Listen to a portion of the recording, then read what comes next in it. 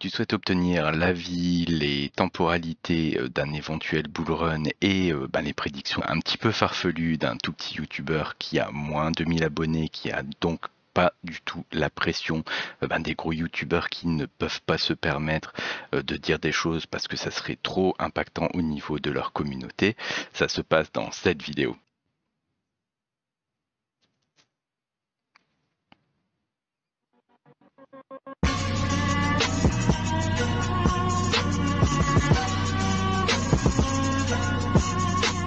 Bonjour à tous, bienvenue sur GoNoGo Crypto, la chaîne crypto où on se pose la question de rentrer ou pas dans les projets.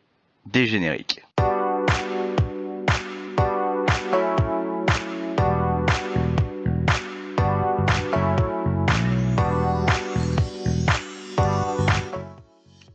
Comme dit juste avant, je mets un énorme disclaimer donc sur cette vidéo-là où je vous rappelle que je ne suis qu'un retail comme vous, je ne suis pas un professionnel, je n'ai pas énormément de temps à consacrer aux blockchains et à leurs analyses. Donc on va faire là une vidéo où il faut prendre quand même du recul. C'est pas un super économiste qui vient de vous parler de crypto-monnaie, c'est tout simplement un retail comme vous qui a fait ses recherches, qui a ses petites convictions et que je vais vous exposer aujourd'hui. Donc pour repartir tout simplement un petit peu dans le passé et puis poser un petit peu les bases du pourquoi on est dans cet écosystème-là et ce en quoi on peut éventuellement croire, on va repartir tout simplement sur la création du Bitcoin et sur sa charte et de voir comment ça time le marché et de voir si on peut l'utiliser éventuellement comme référence. Donc Bitcoin s'est lancé début 2009, il a eu au bout de ces 4 ans premier halving, on a donc un premier bull run qui a lieu en 2013, 4 ans plus tard bull run en 2017, 4 ans plus tard bull run en 2021, 4 ans plus tard peut-être bull run en 2025. Toujours est-il que en fait si on est aujourd'hui dans les cryptos, c'est que on croit un petit peu et on est un petit peu obligé de croire à ça tout simplement. Et si on y croit un tout petit peu et qu'on continue à être engagé dans les cryptos, il faut quand même se dire que il y a un certain nombre de choses qu'on doit prendre comme prérequis et qui, si ça doit être de toute façon annulé, et là on changera notre fusil d'épaule, mais tant que ça n'a pas été annulé, une stratégie reste positive.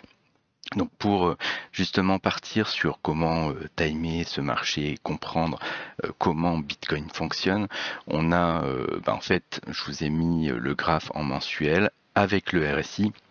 Et en fait, si vous regardez donc sur la partie basse du graphe, en fait, on a toujours quasiment un double top RSI au-dessus de 85 et qui vient tout simplement marquer le début et la fin du bull run. Donc on voit que en 2013, enfin donc 2012 jusqu'à 2013, on a eu ce premier pic très net, deuxième pic très net.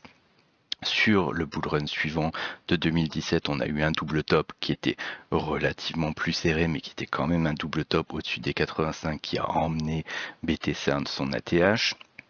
Si on part sur le bull run de 2021, on voit qu'en fait, alors là je vais vous donner une interprétation qui est tout à fait personnelle, qui n'est pas validée par forcément énormément de monde, voire même qui est plutôt contestée. C'est que le bull run de 2020 était un bull run qui était contrarié. On voit qu'il y a eu en fait son premier pump au-dessus des 85 de RSI en mensuel. Suite à ça, il y a en fait eu des annonces de restrictions au niveau du minage en Chine. Et en fait besoin de redéployer en fait les mineurs ailleurs avec beaucoup d'incertitudes en plein milieu du bull run et qui concrètement fait qu'on a eu effectivement un double top, mais on voit que en fait le deuxième top il est très très bas. Il a permis au BTC d'aller rechercher son deuxième top, mais pour moi lors du dernier bull run, s'il n'y avait pas eu ces problématiques là, on serait très nettement passé au-dessus d'un BTC à 100 000. Ce qui nous permettrait aussi de prendre un certain recul dans le sens où, comme je vous ai dit, si le BTC avait effectivement tapé les 100 000 lors du dernier bull run. Aujourd'hui, avoir un BTC à 70 000 serait en fait une configuration qui reprendrait quasiment trait pour trait ce qu'on a pu avoir sur les anciens bull runs, c'est-à-dire tout simplement d'avoir une revalorisation du BTC en dessous de son ancienne ATH. Là, si la TH avait été à plus de 100 000, on serait à 70 000 encore, enfin 60-70 000 encore largement en dessous de son ATH, et on serait juste en période de revalorisation du BTC. Pour étayer quand même ce que je vous ai dit par rapport, on va dire, au double top un petit peu contrarié de 2021, on va partir sur le hash rate et on voit très clairement qu'au moment où il y a eu des restrictions, qui certes étaient partielles, qui certes n'étaient peut-être pas aussi importantes que ce qu'on a voulu dire, etc. Toujours est-il que ça a fait quand même pas mal chuter et obligé de redéployer le hash rate. Et donc on voit cette claire perte de hash rate, mais si on part en fait sur les ventes des mineurs, on voit aussi que sur cette période de 2021, on a eu des très grosses ventes encore en toute la montée. Et en fait, on voit qu'à partir du top, les mineurs ne vendaient déjà quasiment plus. En fait, ils ont déchargé très fort à partir du moment où il y a eu les grosses annonces concernant l'interdiction ou les restrictions chinoises, et que concrètement derrière il n'y a plus que de la bricole et le bull run était cassé tout simplement. Donc on a été le rechercher plus loin parce qu'il y avait encore de la conviction. Quand je vous dis, comme d'habitude, on a quasiment que des double tops, mais forcément il y a plus l'énergie, les mineurs ont déjà entre guillemets un petit peu capitulé sur la TH, et ça ne génère forcément pas un double top qui est explosif. D'ailleurs on voit que si on part ensuite sur les périodes un peu plus proches, au final quand il y a eu grosse capitulation des mineurs, c'était finalement pour FTX quoi. Donc là je vous passe sur un autre graphe, donc c'est un total market cap, donc total market cap sur lequel j'ai enlevé les principales alt, donc j'ai enlevé, déjà j'ai enlevé BTC, j'ai enlevé les stablecoins, j'ai enlevé BNB, j'ai enlevé ETH pour un petit peu prendre du recul et voir ce qui peut se passer dans le temps. Donc on voit en fait quand on repart à la période de 2020 pour le DeFi Summer, on a eu en fait une légère augmentation des MC, donc du global MC, mais en fait vous voyez qu'il n'y avait pas une explosion incroyablement significative. Ce qui se passait en fait à l'époque, c'est que ces projets-là se lançaient sur une MC qui était relativement basse et sont venus se capitaliser sur le bull run. Ce qu'on a en fait à l'heure actuelle, c'est quelque chose d'assez différent. Vous voyez qu'en fait, sur la période 2020, en fait, les projets s'étaient lancés, mais capitalisation basse, ils ont explosé durant le bull run. Et en fait, concrètement, ce qui est en train de se passer là à l'heure actuelle, c'est qu'on voit que ce total market cap explose aussi en termes de capitalisation. Par contre, il n'explose pas avec une augmentation des prix des anciens coins. On a tout simplement en fait une génération assez artificielle de MC très élevé par un certain nombre de projets qui se lancent beaucoup trop cher. Comment ils font pour se lancer beaucoup trop cher? C'est très simple, et là c'est pareil, je vais être un petit peu dans une dichotomie assez importante, dans le sens où oui, j'adore les airdrops et oui, j'adore gagner de l'argent grâce aux airdrops, mais les airdrops permettent surtout aux teams de lancer leur projet au prix de l'effort que vous avez fait pour farmer leur token, et au final pas du tout au regard de ce qu'ils proposent. Donc là à l'heure actuelle on a énormément de tokens qui se lancent avec des prix qui sont tout à fait déraisonnable, avec en plus un pourcentage à la TGE qui est que de 10%, d'ailleurs ça a été relevé par Binance, de dire non mais là vous vous lancez très haut avec que 10% de tokens pour pumper très haut, et en fait s'il doit y avoir un bull run en 2025, vous allez avoir des milliards et des milliards de tokens dumpés, donc là je parle bien sûr des teams et des VC. Et en fait, ils seraient en capacité de venir manger énormément de la liquidité qui serait amenée dans le bull run. Donc c'est pour ça que moi les projets airdrop, je les prends un petit peu en mi-teint, dans le sens où oui c'est bien de prendre de l'argent, mais au final est-ce qu'on va pas payer très cher l'argent qu'on nous donne aujourd'hui sur tout simplement des performances moyennes sur un certain nombre d'alt, parce que ça va tellement dégueuler sur des grosses choses qui ont été lancées à des prix sans réalité quoi, qui pourrait être quand même assez problématique. Donc ça vous permet quand même de sentir les choses. Bon, au niveau des alts et de leur explosivité, je vois sur les réseaux beaucoup de choses qui... Alors soit on discute pour discuter, on fait un petit peu du buzz de choses qui ne devraient pas l'être, soit les gens n'ont pas forcément conscience de quelque chose que je vais tout simplement vous relever par rapport au cycle par rapport au bear de 2015-2016 et par rapport justement au bear de 2019-2020. C'est tout simplement en prenant deux tokens. Donc je vais vous prendre en fait durant justement le bear avant le bull run de 2017, Litecoin. Donc en fait on voit que Litecoin il aura fait juste avant ça un bear qui est catastrophique, un bear sur lequel il ne faisait que perdre de la valeur vis-à-vis de BTC, et où en fait quand BTC s'est mis à exploser, a dépassé son ancien ATH très largement, là d'un seul coup Litecoin s'est réveillé, est venu surperformer Bitcoin et faire des multiples parfaitement indécents pour ensuite se recracher. Mais les multiples en fait sur les alts, ils ne sont pas faits durant le bear market. Durant le bear market, vous avez un petit range qui est un peu dégoûtant où vous faites du x5, on divise le prix par 5 et on remonte à x5. Enfin, des choses qui sont pas très très palpitantes et qui correspondent pas aux performances qu'on peut attendre justement d'un alt qui est beaucoup moins liquide qu'un coin avec une très lourde capitalisation comme Bitcoin par exemple. Donc voilà, donc là on prend déjà ce premier exemple. Donc voilà, jusqu'au bull run de 2017, qu'est-ce qui se passe? Les alts ils explosent, paf, quand BTC il a explosé, ou surprise, et on part donc là sur le dernier bear, donc celui de 2018-2019, où on voit un Ada Cardano qui fait une performance catastrophique, qui a un bear qui est vraiment dégoûtant, avec un range, on a un range, on fait du x2, on divise par 2 x2, enfin on n'a aucune volatilité, on fait que descendre, et puis on arrive à l'entrée du bull run, BTC explose son ancienne ATH, et derrière Ada Cardano, il fait x30, et il explose tout quoi. Donc pourtant durant tout le bear ça a été une catastrophe, le prix bougeait pas, enfin bref. Donc quand j'entends beaucoup de personnes sur Twitter dire par exemple Polka ne bouge pas,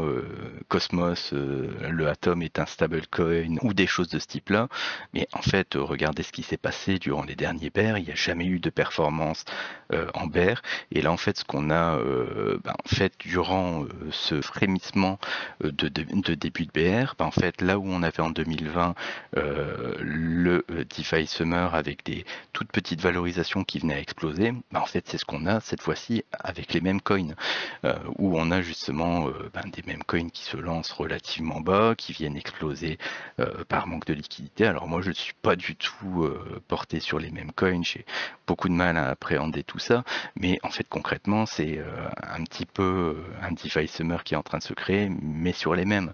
C'est tout simplement des anciens qui jouent entre anciens, comme en fait sur le DeFi Summer, c'était des gens qui étaient déjà dans l'écosystème, qui jouaient ensemble, jusqu'à ce que tout simplement la grosse masse de retail arrive et vienne faire complètement exploser les cours. Donc tout ça pour vous dire que ce que vous aujourd'hui vous achetez durant le bear sur les alts, c'est normal que ça surperforme pas Bitcoin. Par contre, quand Bitcoin va venir taper son ATH, c'est à ce moment-là où vous pourrez juger est-ce que effectivement l'alt était bien ou pas, parce que là il va faire des surperformances sur Bitcoin qui seront tout à fait énormes. Donc pour timer un petit peu le marché, donc là on retourne sur la partie BTC. Donc sur la partie BTC concrètement, comme je vous disais, on a d'ATH à ATH une période qui est de 46 à 48 mois. Donc c'est bien en fait, le BTC est rythmé, est très bien rythmé à l'heure actuelle. Et en fait quand on part de la capitalisation finale, donc c'est-à-dire en gros le Black Swan du bear, jusqu'au prochain ATH, on a eu quasiment systématiquement 35 mois. C'est très bien, ça nous permet de très bien timer le marché. Et est-ce que à l'heure actuelle justement, si le marché des cryptos fonctionne si bien, c'est peut-être tout simplement parce qu'on respecte ces règles-là, et que le jour où on se mettra à ne plus respecter ces règles-là, est-ce que les gens oseront encore investir en crypto-monnaie? Est-ce que tout ça peut continuer si en fait ce métronome ne fonctionne plus? À mon sens, à moi, c'est quand même quelque chose qui est fondateur, ça fait partie des fondamentaux de notre écosystème. Et le jour où on ne le fera plus, ça aura quand même pris un sacré plomb dans l'aile. Je pars donc maintenant sur la partie alt qui va nous intéresser un petit peu plus. Comme vous savez, en fait, il y a deux manières vraiment d'appréhender le marché. Soit, en fait, à la fin du bull run, déjà vous repassez au stable, vous attendez que le BTC vienne se cracher sous sa MA 200 en weekly. Là, vous pouvez recharger en BTC et en fait, à partir de là, BTC a tendance à se revaloriser et à repartir vers la hausse jusqu'à aller chercher son ATH, va surperformer les alts en général. Moi, vous savez que je suis plus sur l'alt et sur la low cap parce que en fait, je travaille quand même beaucoup sur la volatilité en bear et sur on va dire 3-4 pics bien vendus sur les alts, j'ai tendance à avoir une performance qui est plutôt supérieure au fait de juste solder du BTC. Donc moi d'un côté, je vous dis, vous avez envie d'être tranquille, achetez du BTC, revendez-le quand vous avez une grosse valorisation du BTC au moment où vous voyez que les alts commencent à exploser. Moi, je préfère intensément faire des recherches sur les alts durant tout le bear pour justement avoir mes chevaux pour pouvoir partir en bull run. Au niveau du timing, donc justement le timing des alts, parce que le timing BTC ça va, on l'a enclenché, on voit que là on est parti pour pouvoir aller chercher un ATH éventuel en 2025. Mais sur les alts, ça va se passer comment? Donc sur les alts, pour reprendre un tout petit peu, donc 2022, décembre 2022, on a vraiment le creux de la vague, les alts sont vraiment au ras, les pâquerettes. 10 mois plus tard, entre deux, on a eu une phase IA qui a relancé beaucoup de tokens, qui a permis d'aller chercher des valorisations, des multiples intéressants, des x5, des x10 sur des alts. Et ensuite, tout ça est retombé comme un soufflet jusqu'en octobre 2023. Et en fait, concrètement, là, on a une périodicité un petit peu de 10 mois qui est en train de se mettre en place. Donc moi, je considère que le prochain pump qu'on aura sur les alts, et donc là, comme je vous dis, on est dans du fantaisiste, moi c'est comme ça que je le joue, mais ça n'est en rien une réalité. Donc moi je vous dis, août, septembre 2024, on devrait avoir relance sur les alts. Moi, par rapport à ça, je vais le jouer de plusieurs façons. Déjà, vous savez que j'ai des bagues sur pas mal de petites crypto-monnaies. Là, je vais commencer à me replacer aussi sévèrement sur les launchpads parce que tout simplement les launchpads lors du bull run vont refaire de grosses performances et je vais pas acheter mon tiers juste à l'entrée du bull run au moment où ça se sera vraiment revalorisé. Je vais plutôt profiter là d'être sur d'un des derniers creux de vague pour aller chercher des tiers. Donc là, moi, je vais acheter mes tiers et je vais continuer à consolider mes petits alts. Donc là, on aura donc pic sûrement sur la fin d'année. Je pense 3-4 mois assez intensifs pour aller se recalmer en fait en début d'année prochaine sur les alts. Relaisser passer justement cette fameuse période de 10 mois qui nous amènerait en mai 2025 pour aller justement là, être de nouveau dans un creux de vague sur les alts, mais un creux de vague qui sera quand même un petit peu plus haut que les creux qu'on peut avoir à l'heure actuelle. Là, je pense qu'on est sur les creux où on est vraiment sur des valorisations basses, sur les alts de qualité, on est sur les prix intéressants, quoi. Et ensuite, tout simplement un départ en bull run euphorique qui serait normalement timé entre juin et novembre. À voir comment le simple top ou le double top se passerait, en prenant bien en compte que il pourrait y avoir effectivement un petit peu comme en 2020, des informations qui sont perturbatrices et qui pourraient perturber cet éventuel bull run. Moi, je considère que là, on est quand même en train de poser brique par brique. Alors, on pose son ETF, Bitcoin A, et puis on met un ETF ETH A, et puis Trump se met à beaucoup parler de crypto A, et puis voilà, on est en train très clairement d'installer le socle pour un bull run. Moi, je trouve ça assez passionnant et je suis assez positif sur la suite. Sur ce, j'espère que voilà, les informations que je vous ai données là vous ont intéressé. Ça peut être discuté parce que comme je vous dis, là c'est avant tout les avis d'un illuminé, on va dire ça comme ça. Et si vous avez apprécié le contenu, la liberté de ton, vous likez, vous commentez, vous vous abonnez à la chaîne. On a un Telegram où on discute un petit peu de tout ça, parce que c'est vrai que le bear des Alpes, il est long, il dure 3 ans et demi. Il faut savoir, entre guillemets, se soutenir et savoir se donner des petits conseils pour bien se positionner pour le possible bull run à venir. Sur ce, je vous souhaite à tous une excellente soirée. Merci, au revoir.